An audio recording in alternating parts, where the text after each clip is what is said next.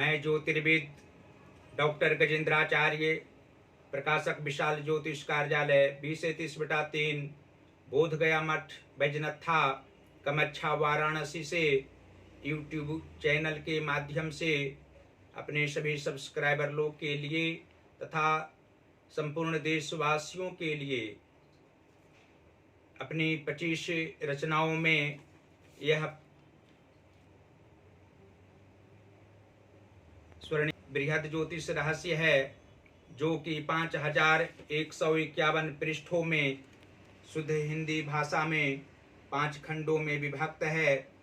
इस ज्योतिष महाग्रंथ बृहद ज्योतिष रहस्य के अंतर्गत आप लोगों को आज जन्म कुंडली के प्रथम भाव में सूर्य तथा बृहस्पति ग्रह को विराजमान रहने का फल स्पष्ट शब्दों में दर्शाने जा रहा हूँ।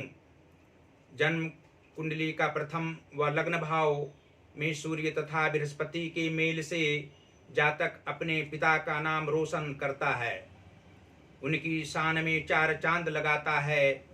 48 वर्ष की उम्र तक जातक सरकारी धन से लाभान्वित होता है।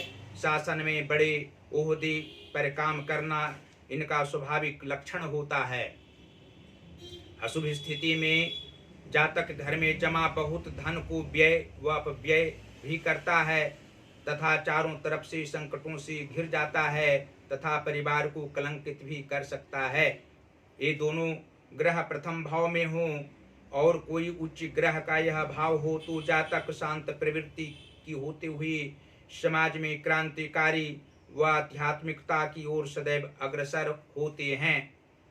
शुद्धात्मा, दयावान, कृतज्ञ, अत्यंत मधुर बोलने वाला, देशभक्त, ज्ञानवान, धनवान, चरित्रवान, पराक्रमी, स्वभाव से निरंतर युक्त रहने वाला, विद्या प्रेमी, दीर्घायु, माता पिता को सदैव अंतस्थल हृदय से प्यार करने वाला और मानसिक तनाव व कष्ट में भी अपूर्व एवं प्रशंसनीय कार्य करने वाले होते हैं।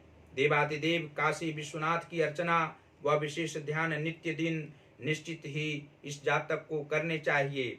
और स्पष्ट शब्दों में सारांश में आप लोग जान सकते हैं कि जन्म कुंडली के कर्म भाव के स्वामी यदि शनि ग्रह हों और मातृ व सुहृद अर्थात चतुर्थ भाव के स्वामी चंद्रमा हों तो प्रथम भाव स्थित सूर्य तथा बृहस्पति के प्रभाव से जातक को कर्म क्षेत्र में अधिक मन लगता है और अपने कार्यों में निरंतर सभी अवस्थाओं में रहना तथा सहयोगी जनों से प्यार प्राप्त करना और सहयोगी जनों को सहृदयता पूर्वक मदद व सहायता करने वाले ये जातक होते हैं। मातृ सुख इन्हें अवश्य होता है। जब तक इनकी माता जीवित रहती हैं तब तक जातक अत्यंत प्रसन्न रहा करता है और अपनी माता के लिए सभी प्रकार के धनों को उपार्जन करने वाला, अपनी माता को सुख देने के लिए स्पष्ट रूप से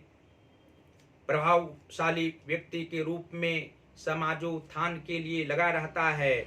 और भाग्य भाव के स्वामी यदि बृहस्पति ग्रह हों तथा धन भाव के स्वामी शुक्र ग्रह हों तो प्रथम भाव स्थित सूर्य तथा बृहस्पति के प्रभाव से जातक भाग्यशाली व्यक्ति के रूप में सामाजिक दृष्टि से देखे जाते हैं और धन का भाव किसी भी काल में इन्हें नहीं रहता है।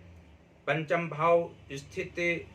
भाव के स्वामी यदि सूर्य ग्रह हों तथा धन व पराक्रम भाव के स्वामी बुध ग्रह हों तो प्रथम भाव स्थित सूर्य तथा बृहस्पति के प्रभाव से जातक को पुत्र सुख की प्राप्ति होती है।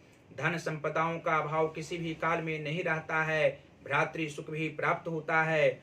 और सप्तम भाव के स्वामी यदि शुक्र ग्रह हों तथा लग्नेश से मंगल हों और लग्न में ही सूर्य तथा बृहस्पति का मेल हो तो जातक पति पत्नी का सुख जीवनों पर्यंत वृद्धावस्था तक प्राप्त करते हैं और पारिवारिक क्षेत्र में अत्यंत प्रसन्न रहने वाले होते हैं। इनके परिवार भी इनकी अनुकूल चलने वाले होते हैं। और अंत में फिर आप लोग स्पष्ट रूप से समझ सकते हैं, जान सकते हैं कि जन्म कुंडली के सप्तम भाव के स्वामी यदि शुक्र ग्रह हों तथा छठवें व आठवें भाव अर्थात नीच भावों के स्वामी मंगल ग्रह हों तो जातक को सूर्य तथा बृहस्पति के प्रभाव से जीवन के पूर्वार्ध भाग में भी सुख प्राप्त होते हैं और जीवन के उत्तरार्ध भाग में सुख अधिक रूप में प्राप्त होना स्वाभाविक है। आध्यात्मिक व्यक्ति होते हैं, परामर्श देने वाले होते हैं और गुरु का भी पद इन्हें मिलना सामाजिक दृष्टिकोण से स्पष्ट है।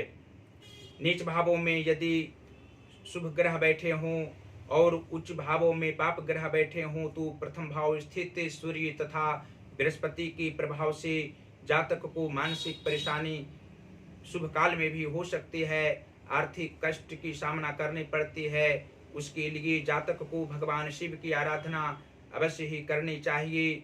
सूर्य की आराधना करने से भी शारीरिक कष्ट दूर होगा और हनुमान जी की आराधना करने से मनोवांछित फल जातक को युवावस्था में प्राप्त हो सकता है, वृद्धावस्था में शारीरिक कष्ट नहीं हो सकते हैं। और अंत में आप लोगों से हम अनुरोध करेंगे कि हमारी जो रचना स्वर्णिम रचना यह बृहद ज्योतिष रहस्य है, इसको अवश्य ही आप लोग मंगवाएं। इसको मंगवाने से आप लोग को 100% सांसारिक सुख प्राप्त होंगे। नाना प्रकार के सांसारिक कष्ट से जो आप लोग घिरे रहते हैं उस सभी कष्ट को निवारण करने के लिए ही इस ज्योतिष महाग्रंथ की रचना हुई है। हिंदी भाषा में 5 खंडों में यह विभक्त एक एक कुंडली, इसमें 5005 कुंडलियां हैं। एक पृष्ठ में एक कुंडली है।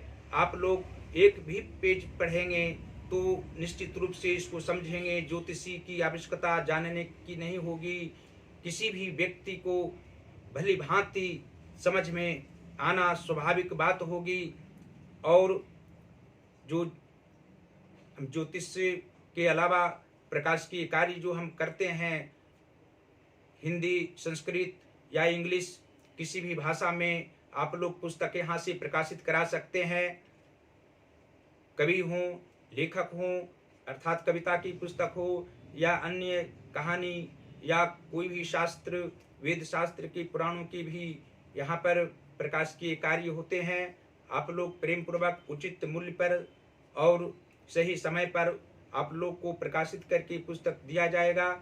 और हमारी इस रचना को अवश्य ही आप लोग मंगवाएं और 100% फिर मैं कह रहा हूँ कि लाभ इससे आप लोग उठाएंगे। बिना ज्योतिषाचार्य के, बिना ज्योतिषी के आप लोग ज्योतिष बन सकते हैं। इससे नाना प्रकार के लाभ उठाते हुए वर्तमान से लेकर भविष्य में आगे पीढ़ियों भी इसका अध्ययन लोग करते रहेंगे और आप लोग समुचित लाभ उठा पाएंगे। हमसे सीधा संपर्क करने के लिए पहला नंबर है जो व्हाट्सएप नंबर है 94 51 22 87 और 47। दूसरा नंबर है जो जियो का नंबर है और हमारा पेटीएम नंबर है 88 40 76 17 और 92। गूगल पर भी हमारी रचनाओं को देख सकते हैं।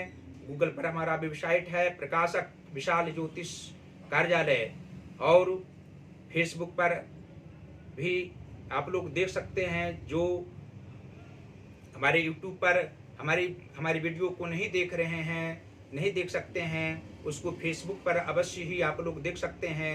फेसबुक का आईडी नंबर हमारा है गजेंद्राचार्य ज्योतिर्विद। इस आईडी को आप खोलेंगे तो निश्चित रूप से हमारी वीडियो को आप लोग फेसबुक पर देख सकते हैं। और आप लोग लाइक हमारी वीडियो को अवश्य करें। जो हमारा ज्योतिष महाज्ञान चैनल है उसको सब्सक्राइब भी करें। घंटे का बटन दबाना कदापि ना भूलें। शेयर करना कदापि ना भूलें। और शेयर आप लोग अन्य लोगों से भी करा सकते हैं। देवादिदेव महादेव भगवान श्री काशी विश्वनाथ जी की असीम कृपा आप लोग पर बरसती रहेगी। माता अन्नपूर्णा भी आप लोगों पर दया दृष्टि बनाई रखेंगी, जिससे धन धान्य का अभाव कदापि नहीं रहेगा। शारीरिक सुख के साथ साथ आप लोग पारिवारिक जीवन में सुखमय तरीके से जीवन व्यतीत करते रहेंगे। धन्यवाद।